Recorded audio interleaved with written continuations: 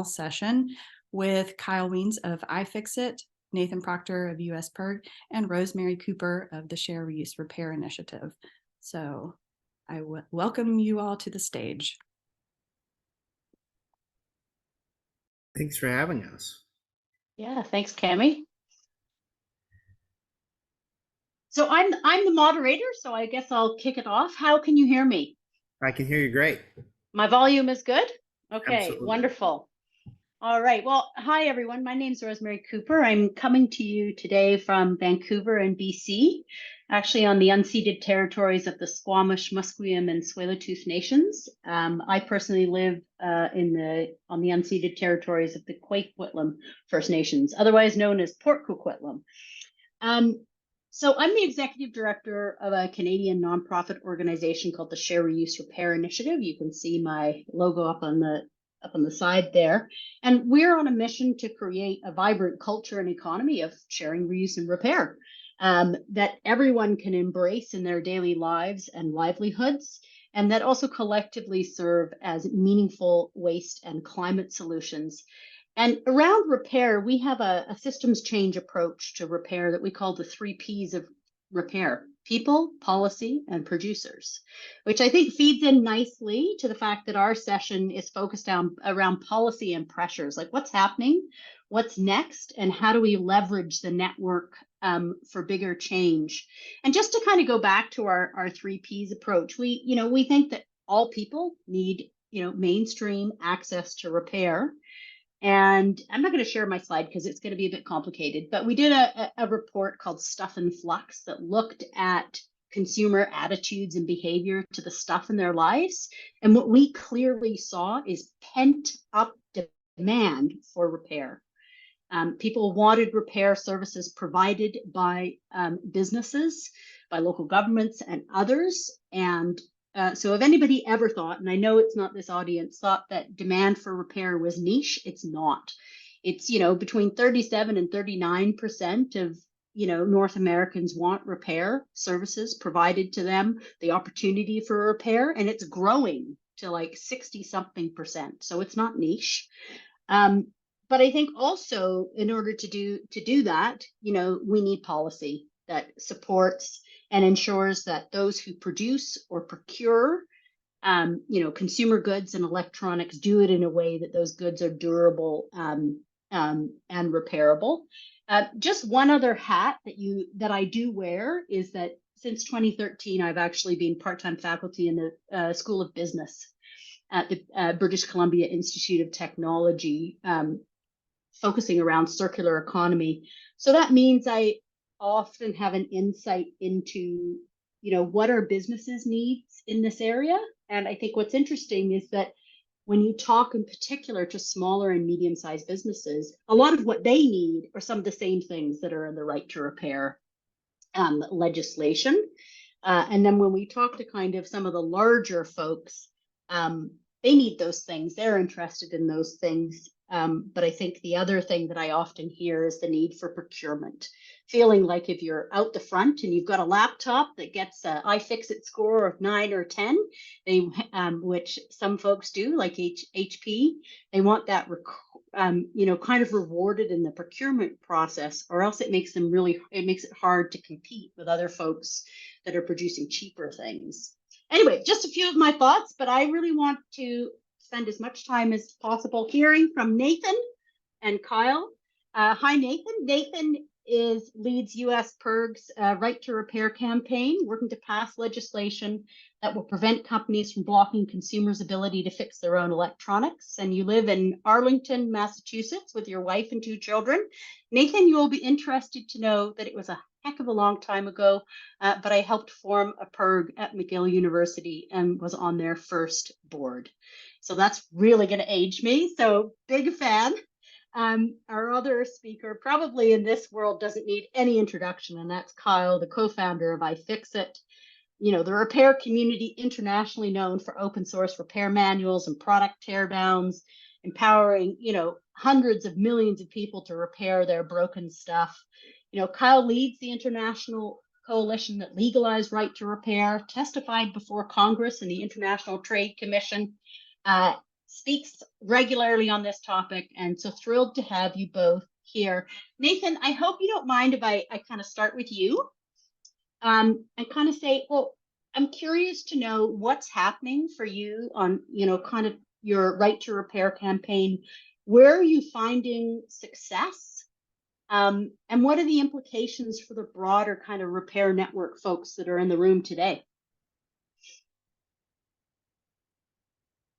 I can't actually hear you, Nathan, but maybe I need to. Do you want to unmute yourself there?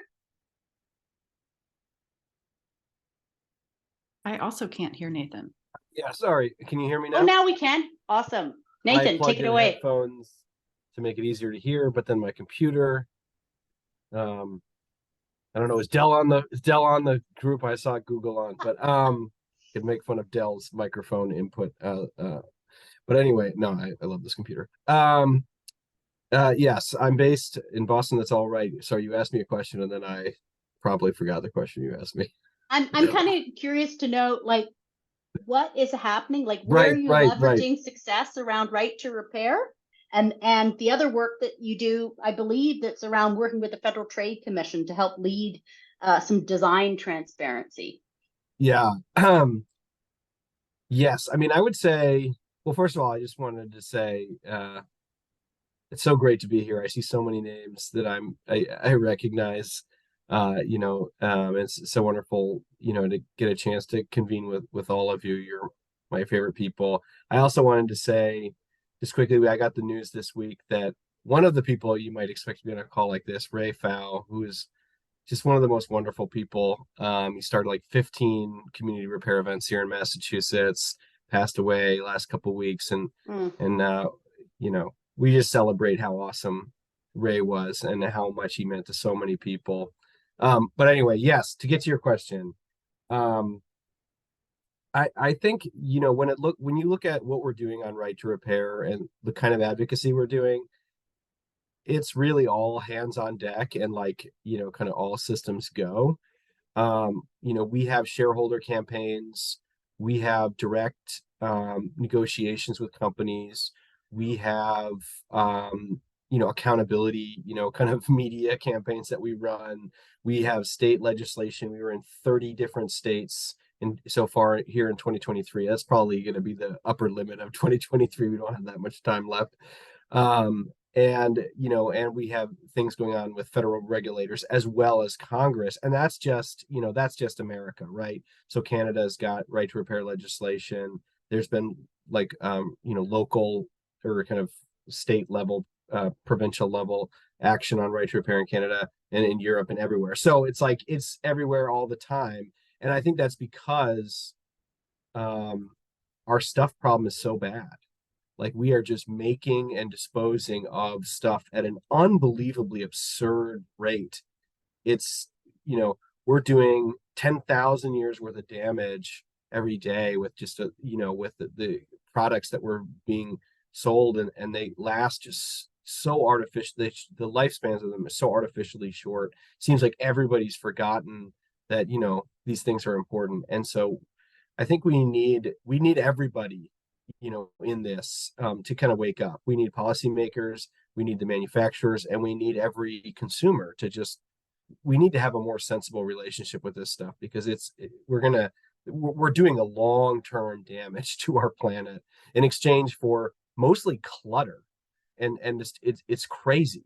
So I would say where we're having success, I think we're having success everywhere, but I would say the states, like the local level, when we really organize people to talk to their local elected officials, that's really the engine of our progress, at least here in America.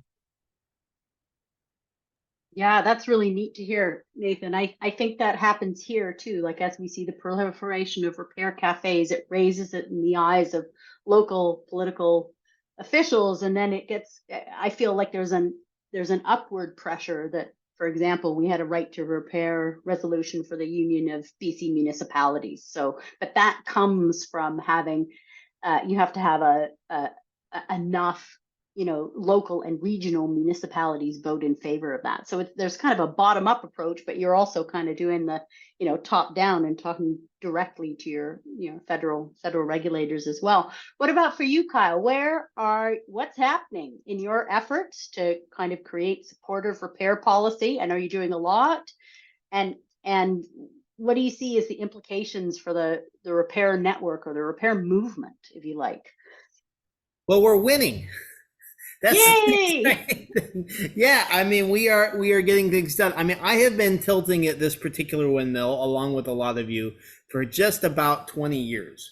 I mean, when I started, we couldn't get repair manuals for Apple products. We found out that Apple was using legal threats, DMCA takedowns, to censor repair information from the world. And it's still ongoing. I got a cease and desist from a medical device manufacturer that wanted us to remove a ventilator repair manual from iFixit this week.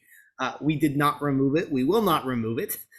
We told them to pound sand, and the manual is still up on iFixit. So we're still at it, but clearly we have a shift. We have to get to a world where repair is the default rather than the exception. And all of you are doing the hard work out there on the streets every day, normalizing this. We do what little bit we can from iFixit here. I thought I'd show you to kind of set the stage. So I'm in our teardown lab.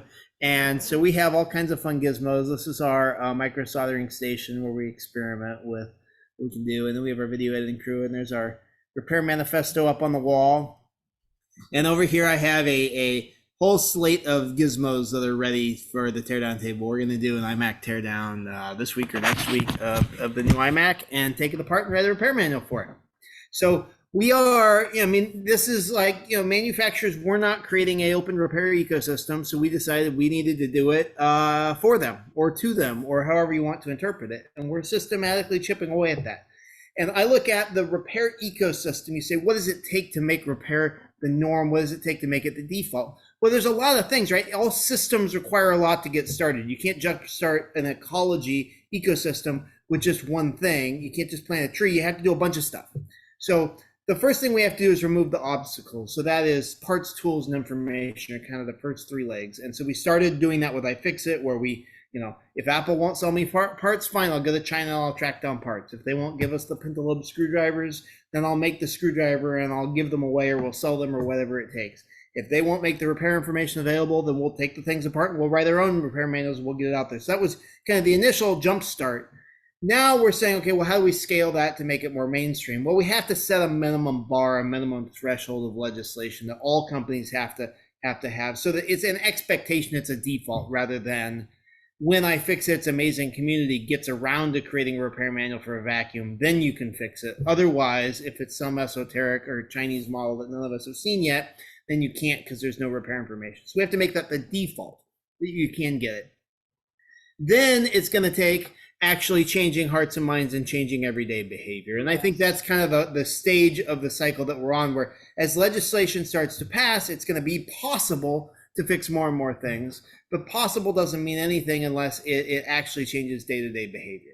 And that, Nathan and I are laser focused on that broad ecosystem change, right? The Earth doesn't care about anything that we're talking about right now. The Earth only cares when you dig a shovel into the ground or you emit CO2 into the atmosphere. That's when the Earth starts caring about it. So what are we going to do to actually have a material impact on the ecosystem, on the planet, on the people in the society around us? We've been laying the foundation, but hopefully that is just the foundation and we can build amazing change on top of that. Yeah, wow, inspiring. So we're winning. That's good. We are winning. Woohoo! We should have a moment of celebration for that. I'm curious. One of the questions that kind of came out that fed into this is, if we're winning, what is the implication of these wins for kind of, folks who run repair events or repair cafes? Like, does that mean they've got, more people showing up at them? Does it mean what's the intersection between the work that you're doing, I guess I'm looking at, and the people kind of running repair cafes? Are they seeing more people showing up? Are they, I think of them as great community building events, opportunities for people to have things fixed for various reasons. Yeah. And then So what's the intersection like as the winning comes, how does it influence what's happening at those organizations? And then the other way, like I think often we think of, we've heard the kind of idea that can we collect data at these repair cafes in various forms, like using, the fixometer, the open repair standard, the repair monitor, and can that data be used to inform your policy pressure that you guys are doing a great job at? Or are repair cafes not the venue? Like, is that maybe not their purpose so much? Anyway, curious So to know, how about this? Nathan. I'll answer the first question, and then I'll I leave answer the first question to question. Nathan. Yeah. Yeah. How does this impact repair cafes day to day? I was just at the repair cafe in Bend, Oregon, a couple weeks ago, fixing things. I fixed a waffle machine that it was their wedding gift in 1962, and he said every Saturday they made waffles, and we ran the math, and that waffle machine had been used 2,100 times before it broke, which is a pretty good ROI. And we were able to fix it without any parts, right? But if we needed parts, it would have been interesting if we needed a repair manual. So what I think of what we do at iFixit and what we're trying to accomplish is we want to build a operating system. We want to build kind of the fundamental foundation for repair, so that when you're out there in the field, whether you're running a professional repair shop or volunteering at a repair cafe or just trying to fix something yourself, the information and the parts and tools are out there, so it's possible. So it's my job to make the repair possible, which is I'm going to get parts available for purchase on iFixit or from the manufacturer. We want to have, as Right to Repair passes, we're going to go out there, and every manufacturer that starts complying and posting service manuals, we're going to get their information online. So this year we've launched partnerships with Google and Logitech and a number of other companies where we're going to have like their official resources on iFixit. iFixit is the largest resource for power tool exploded diagrams and schematics in the world. So we're going to gather all that information so that when you're doing a repair event, you can just pop on iFixit and punch in your model number and you're good to go. So that's, and as Right to Repair legislation passes, more and more companies will start sharing that information. Where, in the past, there's a Bertazzoni coffee grinder that's on iFixit that people have like 3D printed repair parts for because we can't get the parts from the manufacturer. So hopefully Bertazzoni will start selling parts and we'll get those available on iFixit and you'll be good to go. Now, so we're setting we're making it possible to repair things. We want to up your success level. Now, to be clear, all of you are pretty darn effective, and the success rate at repair cafes and fix-it clinics is very, very high. So I'm trying to help you go from, say, an 80% success rate to a 99% success rate. But that doesn't fundamentally change how many people are walking in the door, right? So I'm going to pass it to Nathan for the second part of this. Yeah, I mean, I love this. I just want to say, Kyle, it's so fulfilling when you're at the repair cafes and they ding the bell and they say fixed. And Yeah, it's amazing. It's thrilling. So yeah. But sometimes, of course, people show up and for reasons around not having the parts and not having the repair, their thing can't. Yeah, or they walk repaired. in and it's an electronic device and you need a particular cable, and maybe you can get it, but you can't fix it that night, right? That's okay. Yeah, cowbell, amazing. Nathan. Yeah, I mean, I think it's a great question. It kind of, I was thinking the other day that the most complex question you could possibly ask in the world is like, what do people need to hear? Which requires you to have a vision for the future and a keen understanding of where people are at right now. So I think that that's the question you just asked me. What do people need to hear? And I'm not entirely sure. I do know that some people, like the ways in which community repair events offer them like a guide, a person walking with them through this, like their escape hatch from just having this completely buy use toss system of engagement. That's really, really helpful. And I think that's a really important part for some people, but some people need a totally different way to experience, durability and longevity and repair. In order to make it sink in, people need these messages and culture, and and of course, like we're fighting against like how many billions of dollars in advertising, trying to tie people's social status to how many new things that they can, buy. So, like this is a big complicated problem. This is the problem of overconsumption, right? And so I think to me, what I think people need to hear is, and what they need to experience is, one, they need to experience like the joy of doing the things the right way. Like it's not just about like, oh, you ought to, and therefore you do, and then you feel like, oh, okay. It'd be like telling you like, okay, like you buy a present for your spouse for their birthday and say, listen, I really ought to have bought you something, so I did. Here's some flowers. It's really my obligation as a spouse to buy, no, you want the person you're with to buy you things because of joy. And that's really why human beings do anything. And the other thing I think is really important is status. Like, people need to be valued, and they need, like, I love that's the other thing I love about community repair events is there are so many skills that people just forgot about. They built they built our society, and they provided all these wonderful things, but then these people just get kicked to the curb. Like, I've been to these repair events where it's like, one of the engineers who had like invented computers at IBM and came up with the first mainframes, and is fixing some 12-year-old's clock radio, and is like over the moon, is just full of joy because they get to offer the things that they have back to the world in some meaningful and hopeful and helpful way. We need to elevate that. Like, people need to be striving to do good in the world because the things that they're producing are actually good. Like, we can't just give status to people because they're billionaires and because they have the fanciest, shiniest, newest stuff. We're just going to have the society that we have now.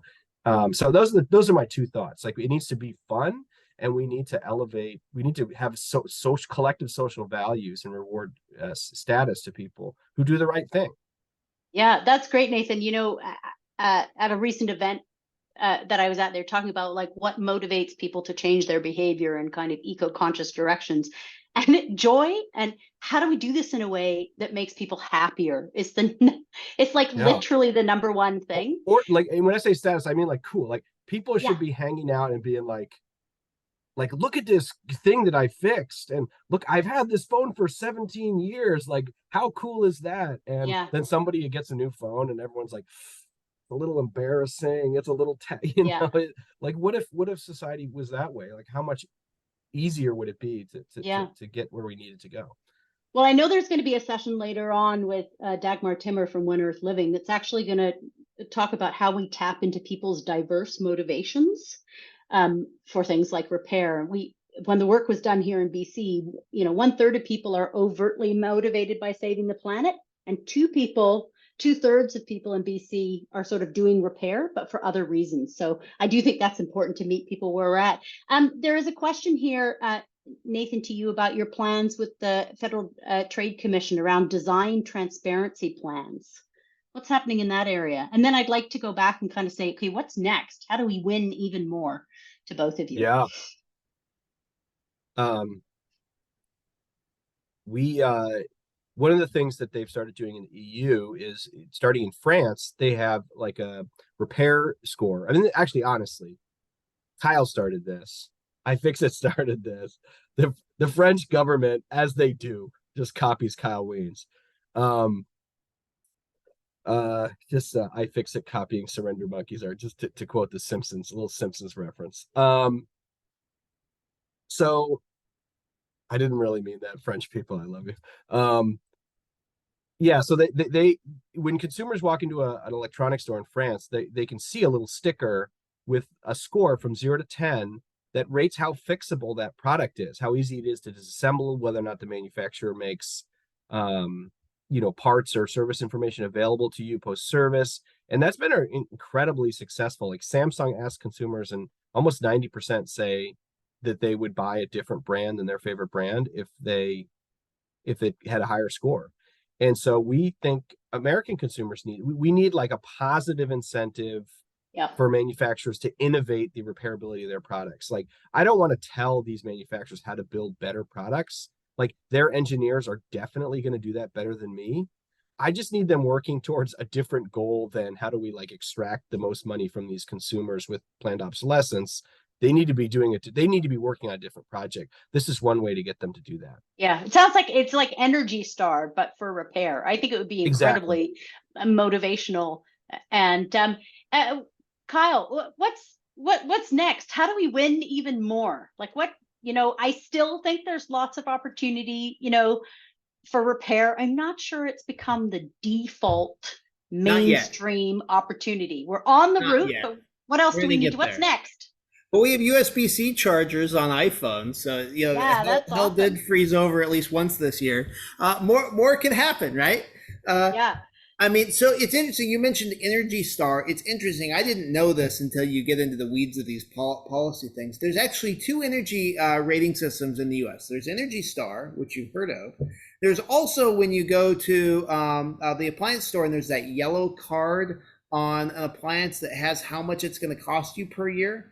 I naively thought that was Energy Star, and I was wrong. It's not. It's something called Energy Guide, and it is run by the Federal Trade Commission. It's legally mandated. So Energy Star is a voluntary program. Some appliances have Energy Star. It's kind of an elevated leadership thing. But everything has to have this Energy Guide label, which tells you how much you're going to spend on your water heater in a given year. And so that would be the ideal place. That's what we're asking the FTC to do is, hey, could you put the repairability information on the side of that?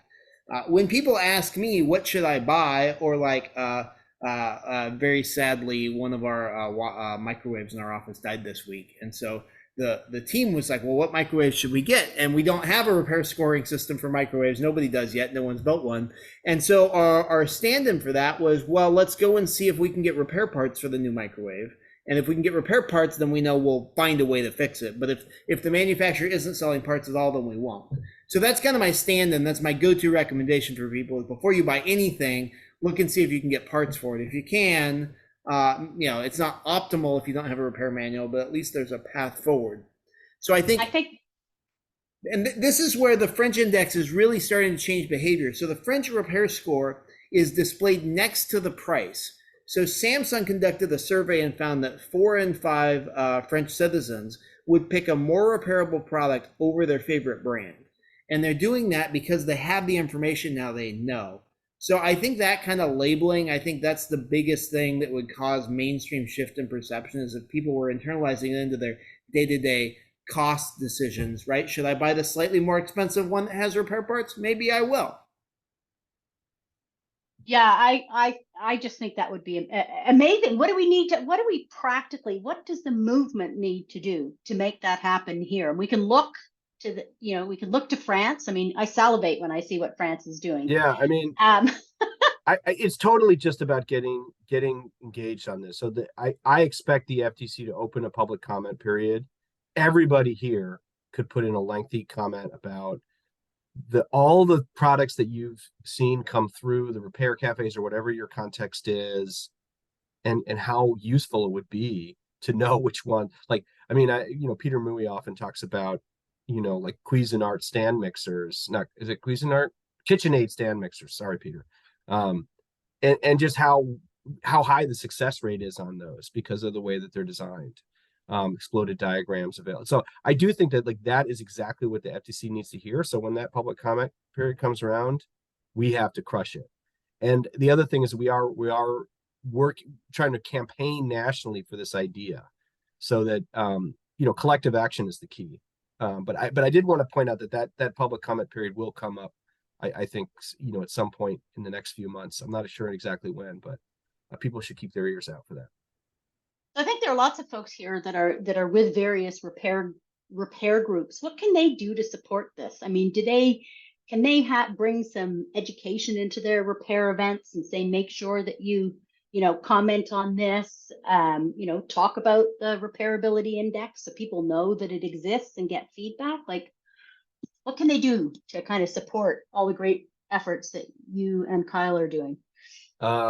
That's a great, so, and I've worked with, various leaders within, the people on this, Zoom, right, to try to figure this out.